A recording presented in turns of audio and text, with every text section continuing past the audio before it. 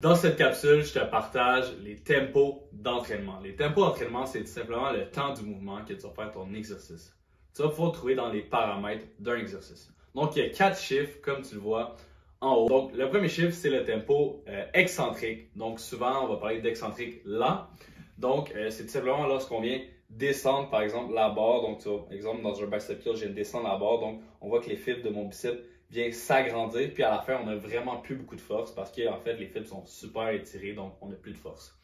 Tu peux aussi dire que c'est le temps du mouvement ou que c'est le plus facile de faire l'exercice. Donc, clairement, c'est plus facile de faire ça que de faire ça quand il y a du mouvement. Bien sûr, souvent, tu vas trouver que ça va être, dans le fond, ça va être un chiffre un petit peu plus élevé que les autres parce qu'il y a un meilleur recrutement musculaire et ça empêche le réflexe musculaire dans le tempo excentrique.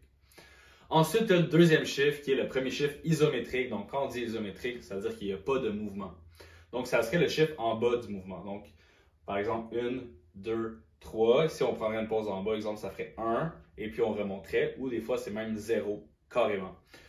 Si tu regardes, exemple, dans un mouvement de jambe, là, je te montre le mouvement excentrique et isométrique. C'est un petit peu différent que dans un mouvement du haut du corps. Le troisième chiffre, c'est le tempo concentrique de lorsqu'on vient remonter la barre et qu'on vient rapprocher les fibres ensemble. Ce mouvement-là, en fait, c'est souvent le plus difficile, tout simplement parce que quand on commence, on n'a vraiment pas beaucoup de force. Puis là, plus ça avance, plus qu'on a de la force, ça demande beaucoup plus de recrutement musculaire, d'unité motrice. Et ben, en fait, si vous voyez au niveau des jambes, comme à l'écran, le concentrique peut être un petit peu plus différent. Donc, souvent, je vais dire le tempo, par exemple, au début, 3-0, 1-0. Le quatrième chiffre, c'est la dernière pause isométrique.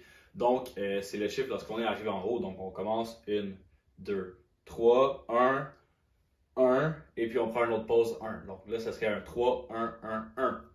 Donc, c'est ici, en fait, arrivé à la fin du mouvement. Donc, des fois, on peut mettre des pauses isométriques. Des fois, j'en mets pas. C'est une technique un petit peu plus avancée. Les pauses isométriques, dans le fond, ce que ça va faire, c'est que ça va faire en sorte qu'il y a plus, tu passes un plus longtemps en tension musculaire. Donc, tu pourrais avoir plus d'unité motrice, mais encore là, c'est une technique un petit peu plus avancée. Donc, par exemple, un 3, 0, 1, 0. Donc, 1, 2, 3, pas de pause en bas, 1, puis pas de pause en haut. Donc, ce serait un tempo 3, 0, 1, 0.